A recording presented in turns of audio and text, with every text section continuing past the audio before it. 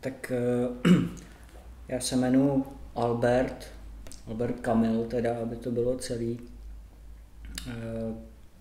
Tak nějak vlastně jsme s Maxem Weberem teda natočili takový snímek. Já myslím, že je to dobrý snímek teda, který vlastně nastěňuje naší cestu uměleckou, kterou jsme nastoupili, a to je kontemplativismus. Kontemplativismus. To je, co jsem vyrozuměl, nový umělecký směr, který vy jste s Maxem založili. Tak moje otázka zní, co to je kontemplativismus? A tak, jak už bylo řečeno, tak kontemplativismus je především nový umělecký směr, který vlastně směřuje ke kontemplaci. Možná jsem to nevysvětlil úplně podrobně. Ono je docela těžký tomu porozumět. Vlastně jsme se shodli s Maxem, že tahle věc je poměrně složitá. Taky jsme se k němu dobírali léta. To byly léta.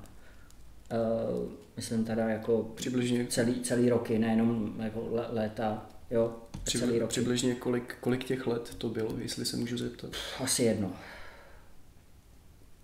No.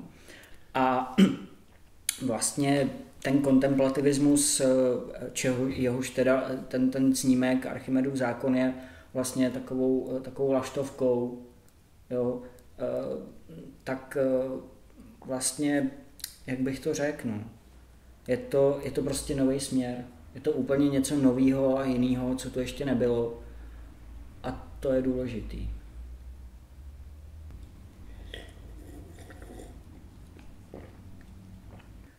Jak už ten název sám vypovídá, tak je to prostě něco hloubavého, něco kontemplativního, co člověku má vyvolat pocit, že přichází prostě okamžik nebo situace, která nejenom, že přijde, ona do něho doslova vejde a něco v něm způsobí.